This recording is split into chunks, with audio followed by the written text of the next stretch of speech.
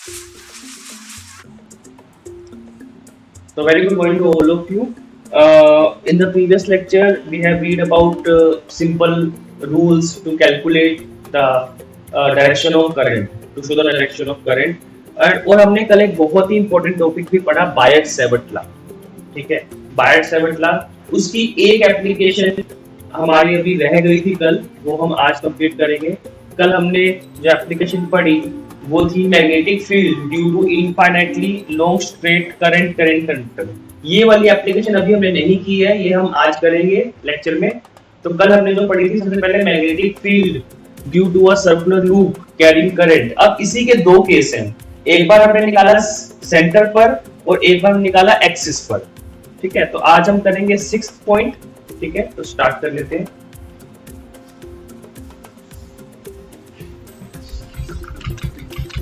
थोड़ा सा आपको बताने के लिए सब चीजें. मैग्नेटिक इफेक्ट ऑफ करंट कल हम सबने पढ़ा था. Ampere swimming rule, snow rule, right hand screw rule, right hand thumb rule, ये सब लॉ हमने कल पढ़े. बायट-सैवर्ट लॉ पढ़ा हमने. फिर ये एफ की वैल्यू, ठीक है, हमने इसको कंपेयर किया. बायट-सैवर्ट लॉ बेटा वही काम करता है जो कूलम्स लॉ इलेक्ट्रोस्टैटिक्स में करता है. ठीक है, और यहाँ पर देखो जो k की वैल्यू है μ0/4 पाई. फिर हमने इसकी वैल्यू भी पढ़ी. म्यू नॉट की वैल्यू क्या है 4 पाई इंटू 10⁻⁻7. बेटा यहाँ पे t का मतलब है टेस्ला. t क्या है बेटा? टेस्ला. टेस्ला मीटर पर एम्पियर. मैग्नेटिक फील्ड की यूनिट है बेटा Tesla. What is the unit of magnetic field? Tesla. और आपने सुना भी होगा, बहुत फेमस ब्रांड है कार्स का टेस्ला. ठीक है, और उसके जो सीईओ है इस वक्त एलन मस्क. ओके, तो टेस्ला एक बहुत फेमस ब्रांड है.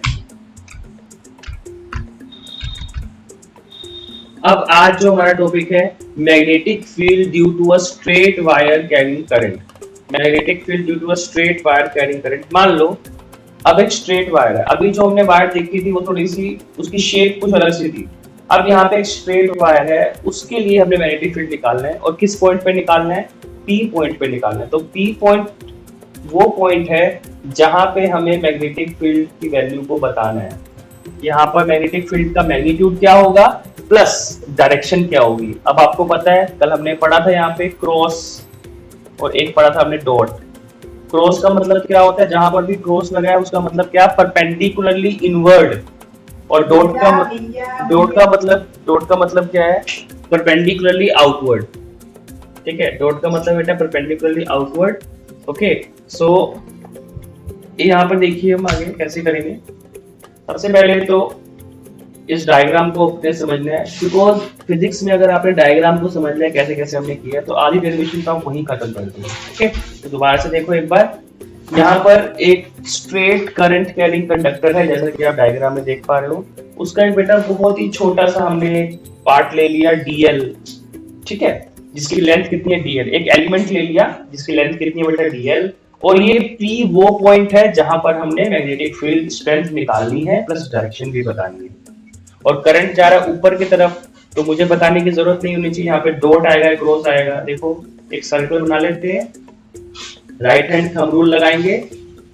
यहाँ से बाहर जाएगा और यहाँ से अंदर जाएगा. तो यहाँ पे आप क्रॉस लगा सकते हो बेटा. क्रॉस क्रॉस क्या बताएगा? Perpendicularly inward magnetic field. ठीक है, सबसे पहले क्या किया, एक करंट कैरिंग वायर है जिसमें से आई करंट फ्लो कर रहा है. उसका हमने एक छोटा सा एलिमेंट ले लिया और फिर हमने एक P पॉइंट ले लिया जो कि इस dl से r डिस्टेंस की दूरी पर है. ठीक है, फिर हमने एक स्ट्रेट लाइन खींची P पॉइंट से, तो वहां उसका डिस्टेंस कितना है? Small a. फिर हमने एंगल्स बनाए, ये थीटा 90 का एंगल, यहाँ पे थीटा एंगल, यहाँ पे पाई एंगल. फिर हम क्या करेंगे, P से दोनों एजेस पे एक लाइन खींचेंगे. तो ऑफ कोर्स एंगल बनेगा, तो ये हो गया φ1. तो ऐसे ऊपर से करेंगे तो φ2. देखो ये कर रखा है φ1 और ये φ2. तो this is the diagram. Diagram समझना है आपने. ठीक है, अब देखो बेटा यहाँ पे देखो क्रॉस लगा. मैंने आपको बताया था बेटा क्रॉस. तो ये क्रॉस लगा. क्रॉस क्यों लगा? अगेन हमें बताया था हमें बना के.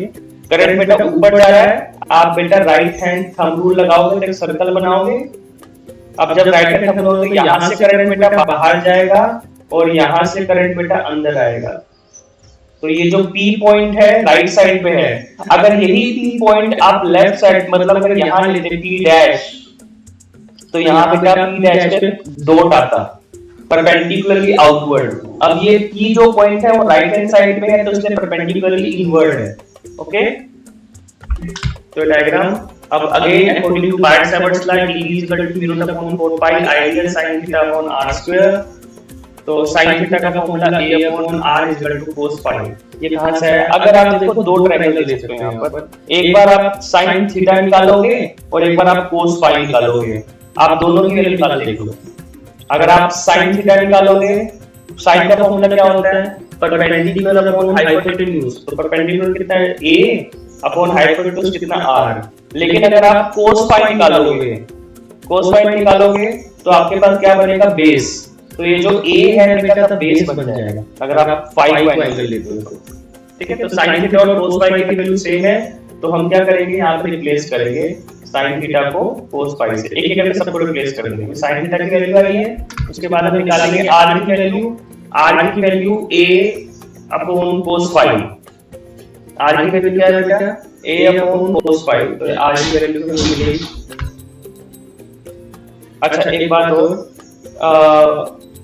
हमें sin थीटा की वैल्यू मिल गई, sin थीटा की वैल्यू मिल गई, r is equal to a upon cos pi. हम क्या करेंगे, हमें एक और बात पता है कि 1 बाय cos पाई का किसका फॉर्मूला होता है? सीकेंट। तो यहाँ पे क्या कर देंगे? a सीकेंट पाई। ठीक है, 1 बाय cos पाई किसका फॉर्मूला होता है? सीकेंट पाई का। तो a सीकेंट पाई लिख देंगे उसको। अच्छा, अब अगर हम फाई वाले ट्रायंगल में tan फाई ले तो उसका फॉर्मूला क्या बनेगा? l upon a। क्या बनेगा? l upon a। ठीक है, तो l is equal to a tan phi. अब हमें क्या चाहिए? देखो बेटा dl चाहिए। आप यहाँ पे समझो हम यहाँ पे क्या करना चाहते हैं। हम यहाँ पर एक मिनट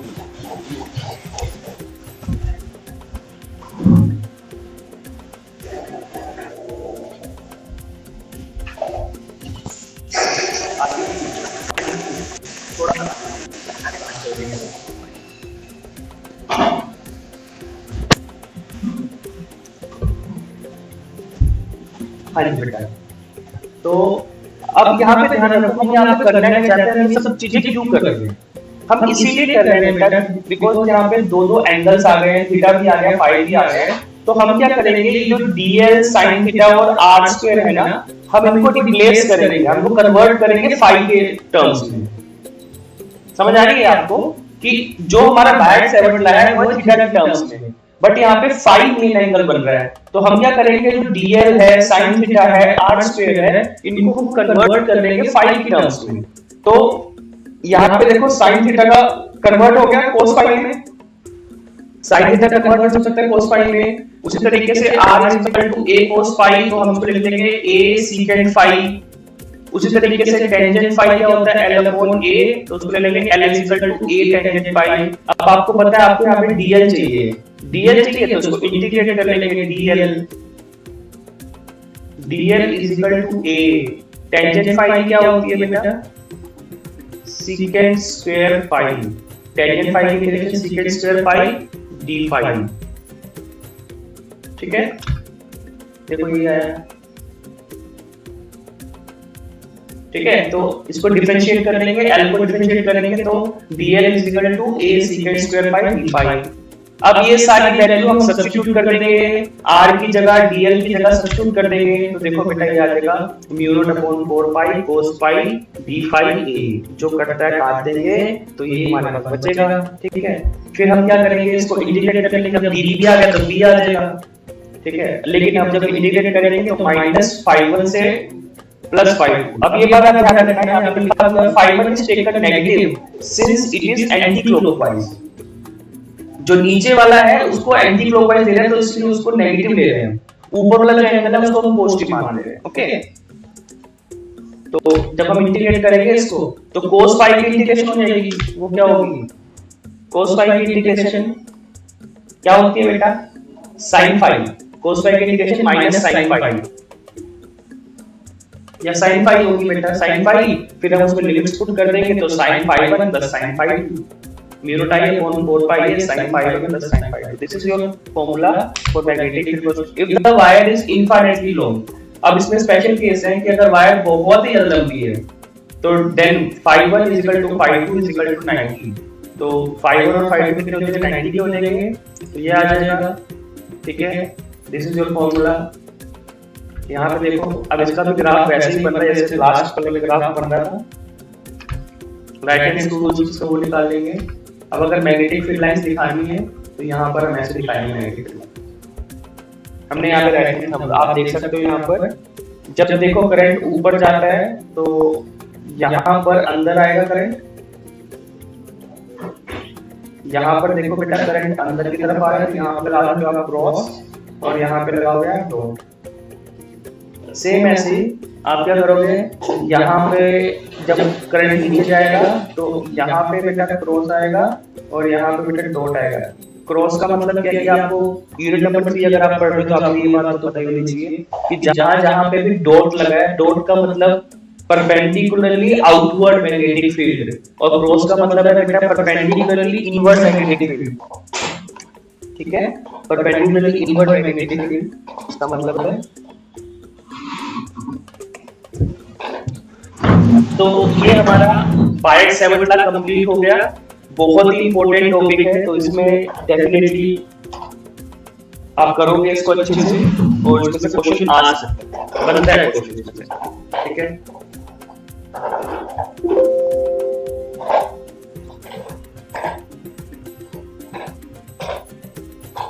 अब नेक्स्ट थोड़ा सोलोइड के बारे में पढ़ लेते हैं। सोलोइड थोड़ा वैसे आपने पढ़ा हुआ है बट फिर भी एक बार दोबारा से, सोलोइड क्या होता है।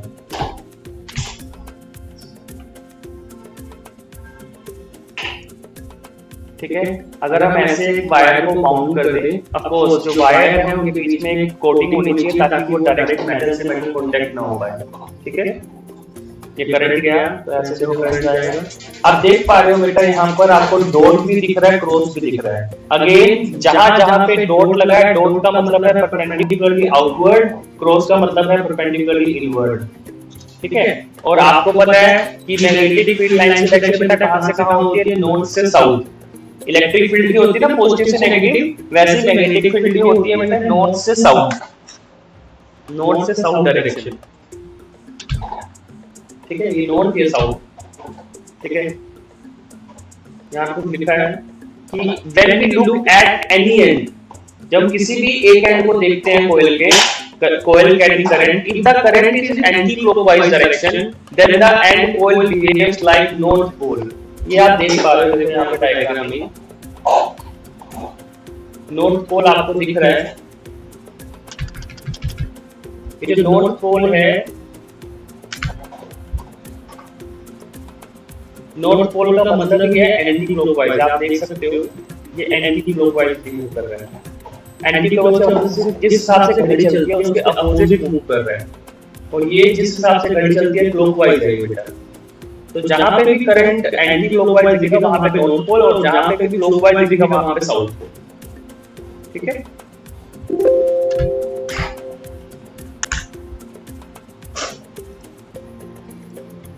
तो आज हम थोड़ा सा और इसमें आगे बढ़ेंगे और कुछ और टॉपिक्स भी पढ़ेंगे हम इसके साथ साथ। Lorentz magnetic force, Lorentz magnetic force, प्लैनेटिक्स लेफ्ट हैंड रूल, ठीक है। Force on a moving charge, uniform and electric and magnetic field. अब हम क्या करेंगे, अब हमने मैग्नेटिक फील्ड के बारे में बहुत कुछ पढ़ लिया है, ठीक है। अब हम साथ साथ इसमें रूल्स पढ़ेंगे। एक एम्पियर सर्कुलर लॉ है जो अभी यूनिट नंबर 5 में आपने पढ़ा, ठीक है। डिफिकल्ट है थोड़ा सा, इसको ध्यान से देखेंगे आप लोग।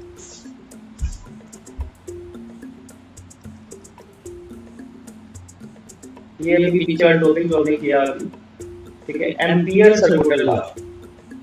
अब ये क्या है और क्यों है, बेसिकली लॉ क्यों आता है हमारे पास। जैसे कि आपने इलेक्ट्रोस्टैटिक्स में पढ़ा कि हमारे पास कूलम्ब्स लॉ था ऑलरेडी, बट फिर भी हमें गॉस थ्योरम की जरूरत पड़ी। तो क्यों पड़ी गॉस थ्योरम की जरूरत, तो वो इसलिए पड़ी बिकॉज जो कूलम्ब्स लॉ है वो सिंपल चार्जेस पे एप्लीकेबल हो जाता है, लेकिन जहां पे कोई कॉम्प्लेक्स सिस्टम है किसी दूसरे मतलब एक वायर में या किसी दूसरी शेप्स में, तो वहां पर कूलम्ब्स लॉ से फॉर्मूला आ सकता है बट वो डेरिवेशन बहुत डिफिकल्ट रहेगी। तो गॉस थ्योरम बेसिकली जब हम कहीं पर भी सरफेस के ऊपर निकालना हो इलेक्ट्रिक फील्ड तो हम गॉस थ्योरम यूज करते हैं। सिमिलरली बायट-सैवर्ट लॉ एक सिंगल वायर के लिए सही है, बट जब हमें सोलेनोइड के लिए या टोरॉइड के लिए जब हमें मैग्नेटिक फील्ड निकालना है तो वहां पर हम एम्पियर-सैवर्ट लॉ यूज करेंगे। तो अगर आप सिंपल वर्ड्स में कहो तो ये मैग्नेटोस्टैटिक्स का गॉस थ्योरम है। ठीक है, मैग्नेटोस्टैटिक्स का ये गॉस थ्योरम है। तो हम यहाँ पे पढ़ते हैं इसको। What is Ampere Savart law? It states that line integral of magnetic field intensity over a closed loop in vacuum is equal to mu naught times the total current fed in the loop. ठीक है, तो integration vector b dot vector dl is equal to mu naught I। ठीक है, इसका छोटा सा एक proof भी है, हम इसको प्रूफ करके दिखाएंगे। और प्रूफ करने के लिए किसी भी इक्वेशन को कभी भी आप क्या करोगे, लेफ्ट हैंड साइड को राइट हैंड साइड के इक्वल प्रूफ करने की कोशिश करोगे। तो कैसे करोगे आप? जैसे देख पा रहे हो कि करंट जा रहा है ऊपर की तरफ और ये बाहर की तरफ। आप यहाँ पे डॉट और क्रॉस भी लगा सकते हो। ये आपके पास डॉट आ गया, ठीक है, यहाँ पर आ गया आपके पास डॉट और यहाँ पर क्रॉस। ठीक है, डिस्टेंस कितना हो गया r। Let a straight wire carry current I. Let a point at a distance r from the wire.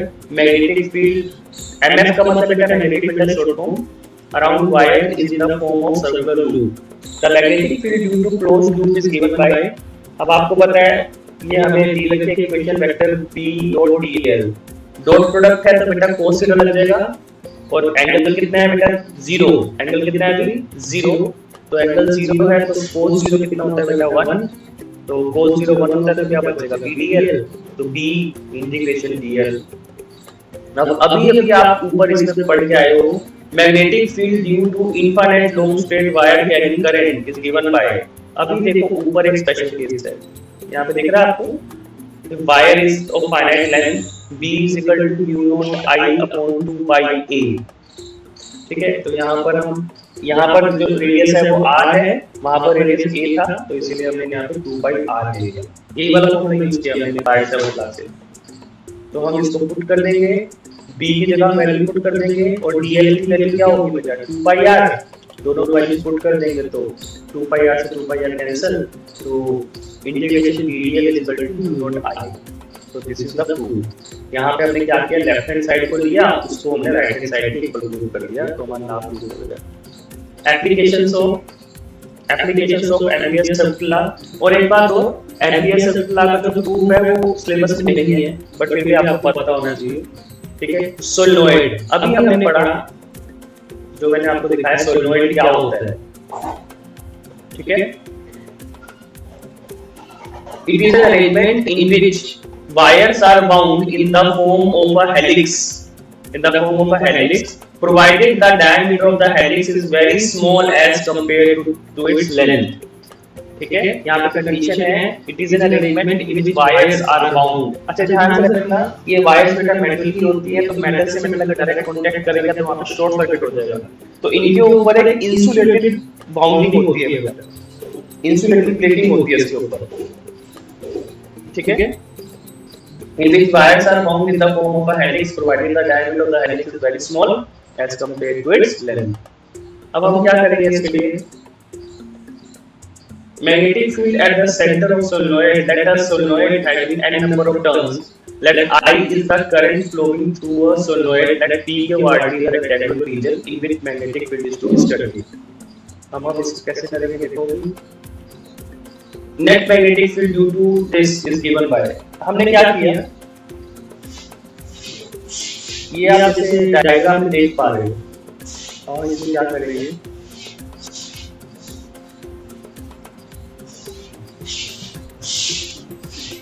ये एक छोटा सा इसका हमने हिस्सा ले लिया, यस ठीक है, एक रेक्टेंगल हमने ब्लॉक बना लिया।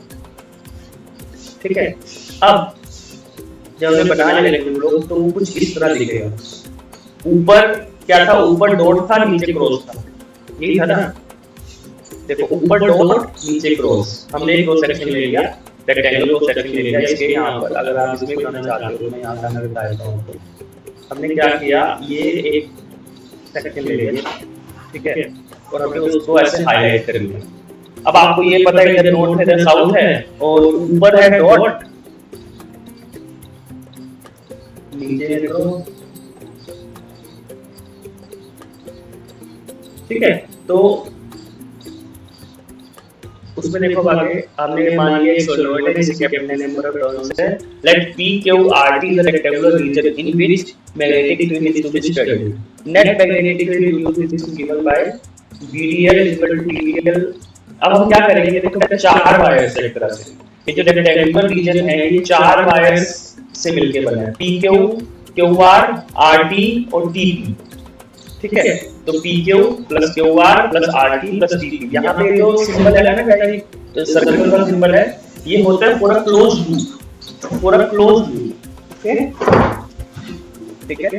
तो बीडीएल कोशिका P Q Q R R T T P. अब आप क्लियरली देख पा रहे हो जो पी क्यू है उसका एंगल है 0 बिकॉज वो अलोंग द मैग्नेटिक फील्ड है, नॉर्थ से साउथ या साउथ से नॉर्थ, ठीक है। उसका एंगल है बेटा 0, ठीक है। और क्यू आर का एंगल 90 और टीपी का एंगल भी 90। आप देखो अगर मैग्नेटिक फील्ड को हम ऐसे माने लाइन की फॉर्म में नॉर्थ से साउथ, ठीक है, तो ये जो क्यू आर है वो कुछ ऐसे है और टीपी भी ऐसे है, तो इन दोनों का एंगल कितना होगा 90 और cos 90 कितना होता है बेटा 0 होता है। तो ये वाली जो टर्म है इसका भी 0 इसका भी 0, बिकॉज़ cos 90 0, तो बचेगा क्या आरटी और पी क्यू। अब ये जो आरटी है आगे बढ़ते हैं इसमें, तो क्या बचा हमारे पास क्यू आर और टी के लिए जो मैग्नेटिक फील्ड 0 हो गया, तो पी क्यू और आरटी बचा। अब आरटी वाला भी 0 है because as magnetic field just outside a magnet 0। तो यहाँ पर ये जो हमने लिया है ना,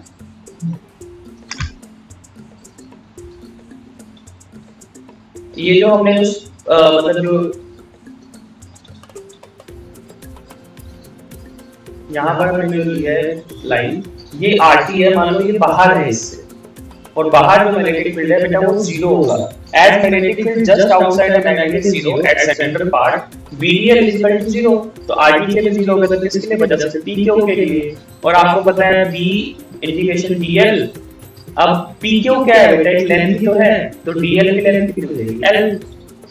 इक्वेशन नंबर 1 आ गई। अब हम क्या करेंगे using Ampere circuit law, BDL is equal to mu naught into total current. अब ये ध्यान रखना हमें टोटल करंट निकालना है, तो number of turns per unit length into current. यहां पे मैंने लिख भी रखा है number of turns per unit length कितनी होती है n, small n. Total length कितनी है बेटा एल और करंट कितना है आई, तो mu naught into n into l into I. तो ये भी बीडीएल की वैल्यू, ये भी बीडीएल की वैल्यू, दोनों को हम क्या करेंगे इक्वेट कर देंगे, तो L से L कट जाएगा, तो B is equal to mu naught n I, n की वैल्यू n अपॉन n। अच्छा ये क्या करेंगे, यहाँ पे नोट है एट एनी एज, किसी भी एक एज पर magnetic field due to solenoid B is equal to mu naught n upon 2। अब नेक्स्ट है टोरॉइड, इसकी सेकंड डेफिनेशन है बेटा टोरॉइड। टोरॉइड बेसिकली एक एंडलेस सोलेनोइड है, जैसे कि सोलेनोइड की हम बात करें तो उसके दो एंड हैं, लेकिन टोरॉइड का कोई एंड नहीं होता, ठीक है। An endless solenoid is known as toroid. Let a toroid having n number of turns, let I is the current flowing in the coils of toroid, let R1 and R2 are the outer and inner। जैसे मैं यहाँ पे बना के दिखाया था आपको diagram में,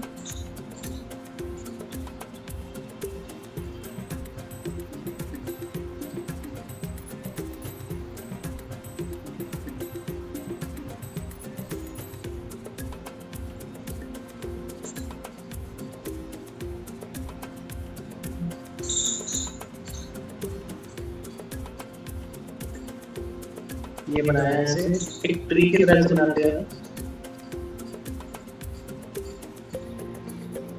ठीक है। अब क्या करेंगे हम यहाँ पे छोटा सा सर्कल बना लेंगे। एक तो हो गया इसका इनर सर्कल, ये इसका सेंटर है, तो इसका मान लो रेडियस हो गया r1। एक हो गया बेटा आउटर सर्कल,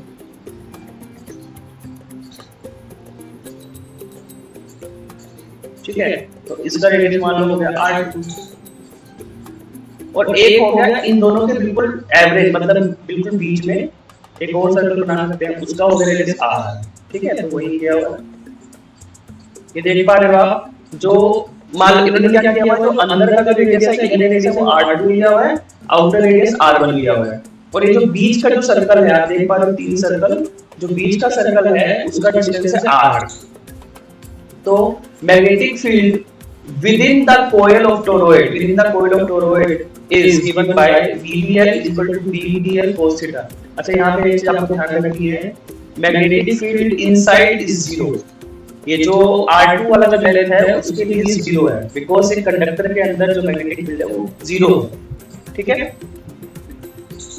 और आउटसाइड भी जीरो, बिकॉज अभी आप पढ़ के आए हो कि आउटसाइड भी जीरो है और इनसाइड भी जीरो है। तो जो नेट मैग्नेटिक फील्ड होगा वो सिर्फ ये जो है ना, जो R रेडियस वाला सर्कल है उसकी वजह से होगा, विद इन द कॉइल, मतलब जितना ही मैग्नेटिक फील्ड होगा इस कॉइल के अंदर होगा, ना इस कॉइल मतलब अंदर इन द सेंस की कॉइल की टर्न्स के बीच में, ठीक है। जो ये इनर स्पेस है ना, जहां पे एयर है वहां पर भी नहीं होगा, और जहां पे ये कॉइल खत्म होती है वहां पर भी नहीं होगा। इनसाइड और आउटसाइड जीरो है, ठीक है। Magnetic field with in the coil, coil के अंदर होगा।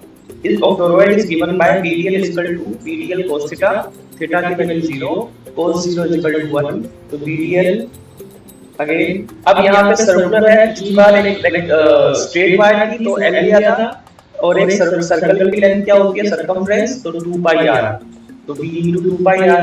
सेम दोबारा से लेफ्ट हैंड साइड लिया हमने, इक्वेशन नंबर 2 आ गई। ऐसे ही हम लेके BDL is equal to mu naught into total current कैसे निकालोगे, number of turns per unit length into current, तो n into 2 pi r into I, तो जो कटता है हम काट देंगे, तो B is equal to mu naught Ni, मैंने यहाँ पे लिखा भी होगा। Magnetic field in the surroundings and at the centre of the toroid is 0।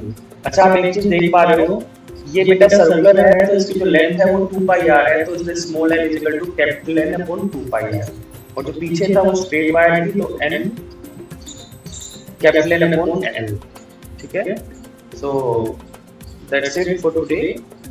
ये दो हमारी लास्ट हो गए, इन 5 टॉपिक्स हो गए बेसिकली 5। एक तो बायट-सैवर्ट लॉ की 3 एप्लीकेशंस हो गई, और एम्पियर सर्कुलर लॉ की भी 2 एप्लीकेशंस हो गई। तो this was the ampere circular law, ठीक है। बाकी हम इसे आगे नेक्स्ट लेक्चर्स में पढ़ेंगे, जो भी हमारे पास लोरेंट्ज मैग्नेटिक फोर्स है, ठीक है। बट ये 5 जो टॉपिक मैंने आज करवाए, these are very very important topics. ये जो टोटल हमारे 5 टॉपिक्स हो चुके हैं, इन 5 एप्लीकेशंस में से एक एप्लीकेशन के आने के चांस बनते हैं, ठीक है। और इंपॉर्टेंट भी रहेगी, आगे भी आप कोई भी कॉम्पिटिशन एग्जाम में जाओगे तो उसमें यहाँ पे जो फॉर्मूले हैं ये बहुत इंपॉर्टेंट है, ठीक है। इसमें न्यूमेरिकल्स भी बनते हैं। So that's it for today, thank you.